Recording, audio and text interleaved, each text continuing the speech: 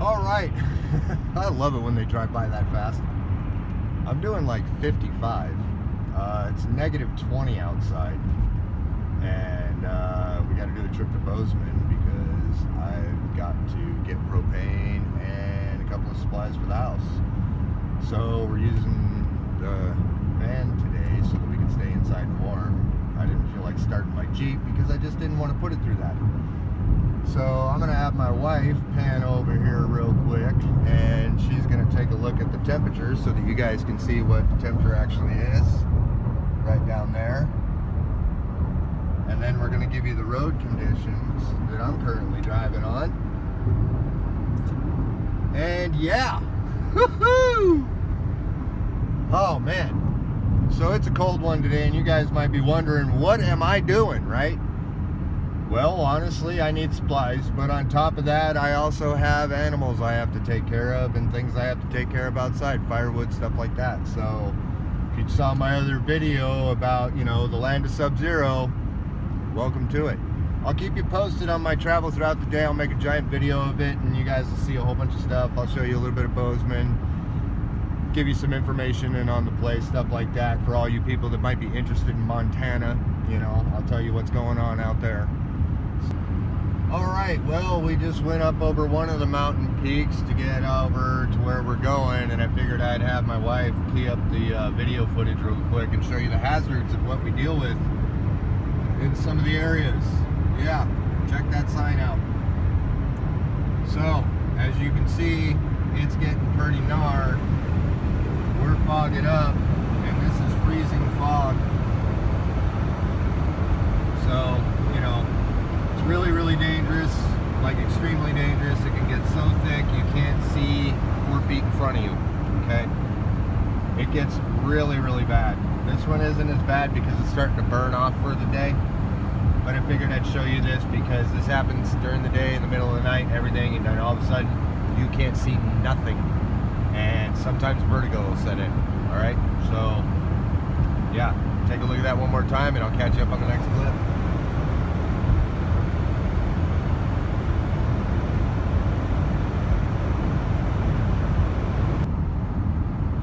All right, well, more fog, and it dropped down to negative 27.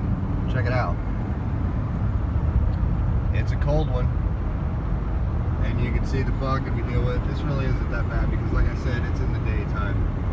Early in the morning and towards the evenings, you really got to be very, very careful. Midday, not so much. Middle of the night, extremely dangerous. Because remember, you got animals running around too.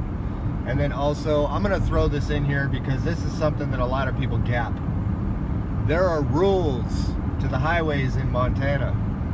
Okay, if you guys plan to come up here, I don't recommend it unless, you can handle freezing cold temperatures. Most people move up here and move back within a year. I'm not lying. All right? But if you have a vehicle on the shoulder, you need to get over. So when you've got some jerk flying by in the left lane keeping you from getting over, both of you are breaking the law, and both of you can get pulled over by highway patrol. Same rules apply for a vehicle that's getting onto the freeway. The second a vehicle hits the on-ramp getting onto the freeway, you must get over into the left lane to accommodate for them to get on the freeway. This is not an exception. This is a law that you will get pulled over for. And believe me, when they pull people over in Montana, they are not friendly about it, okay? Especially if you're an out-of-stater. Mostly because our speed limits are 80 miles an hour, all right? So with that being said, you look at stuff like this, it's starting to get thicker.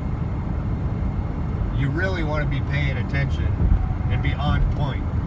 My best advice for anybody who ever wanted to come up to Montana to live, visit, or anything like that, imagine the most extreme rules you can possibly imagine and set those as your baseline rules you're going to abide by, and then test the waters from there to see how lightened up you can make those.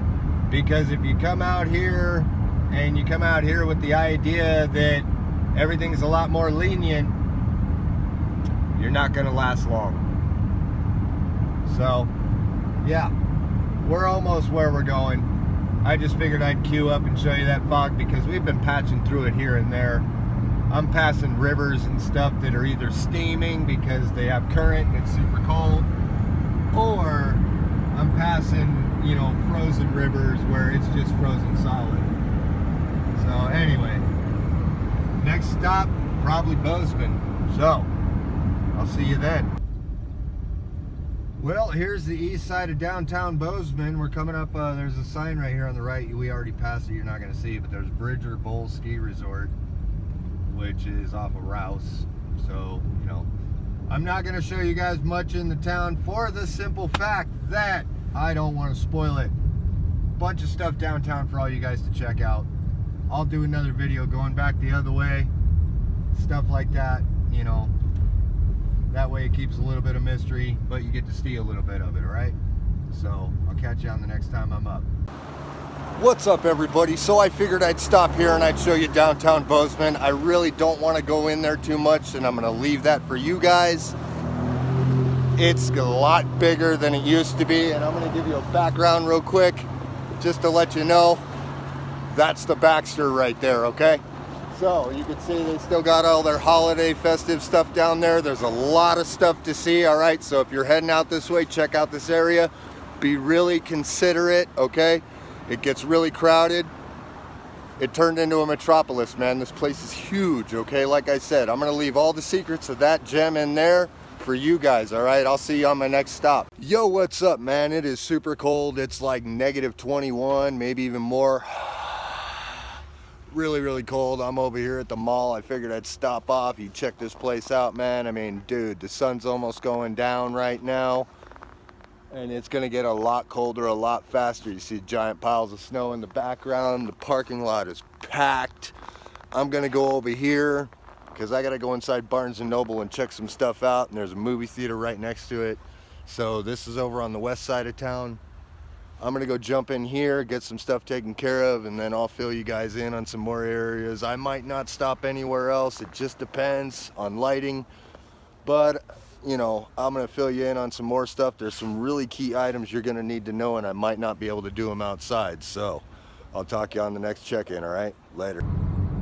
All right, well, it was a semi-long day, and it's -26. I'll have it pan over here for a second. You can see it's really, really cold. -27 now. It's only getting colder where we're going. And if you look out ahead, the fog is setting in. And this driver right here has got their hazards on because obviously they don't want to get slammed into. So it looks like they're far away, but honestly, they are about 100 yards in front of me.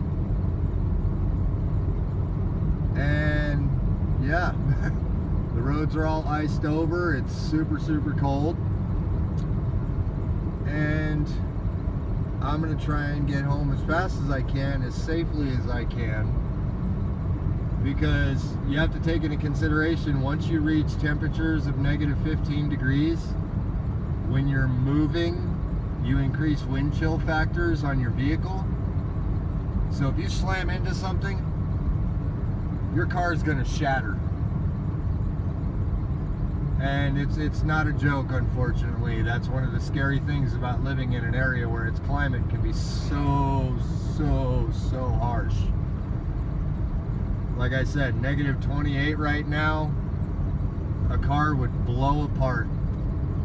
It wouldn't even crinkle, it would blow apart. So I figured I'd show you guys this to show you how the fog can get around here. And I'll catch you up on the rest of the stuff when I'm back home, because it's too cold to do anything outside. And honestly, I'd rather be in my house with some warm coffee. So I'll talk to you guys in a bit, all right? You have a good one. Wow, -29. All right, well, that was a longer day than I wanted it to be, but I had to go get all the stuff that I needed. And honestly, it was cold. It was really, really cold. But I wanted to talk about a couple of things because there's some important facts when it comes to Bozeman, Montana. It graduated to a metropolis. I remember it when it was all farm town, and it got bought out and developed. And here's one of the bummers about that, okay? There used to be tons of farmland that used to do alfalfa and hay and stuff like that. And when all these places got bought out, then they developed them, and because there was nowhere else to grow any of that, a lot of our locals can no longer get the stuff they need to feed their livestock. And it's happening more and more. So you have to really take into consideration. I wanted to bring this up because I know a lot of people are moving up to Montana and moving up to Idaho and other places like that. A lot of these places are destroying some of the resources that we need on our area to feed the animals in our entire country, not just in the state. Look it up. Look it up. Agricultural. You've got places, look up where most of the potatoes come from. They actually are grown in Idaho, but we grow a lot of seeds in Montana for Idaho's potatoes. And then you have all your alfalfas and stuff like that that are grown in bulk in states like Montana and other states. And these areas are getting developed really, really bad. And this is kind of to link into the Lake Mead one that I did. If you haven't seen that video, go check it out, because that's a history of basically what I noticed while I had lived there through a massive housing boom. But the other thing, aside from all that you need to keep in mind, is there's a lot of animals out here. And the rule of thumb is don't swerve. If it's something big, try to slow down, don't slam on the brakes, and do not swerve.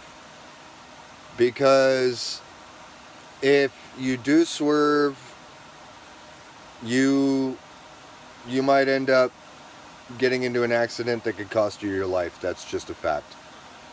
In my video regarding to Subzero temperatures driving your vehicle, that's absolutely true. You increase wind chill factors and some vehicles can actually, okay?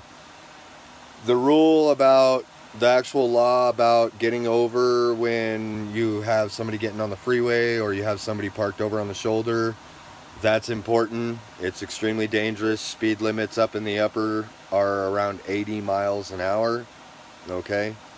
So moving really, really fast, all right? You've got icy conditions, you've got fog. I mean, you've got your Subzeros. There's a lot of stuff. And when I said earlier in the video that people usually leave within the first year when they move up to places like this, I was not kidding, okay? I really was not kidding. A lot of people can't handle it. It's just super, super cold. It really, really is.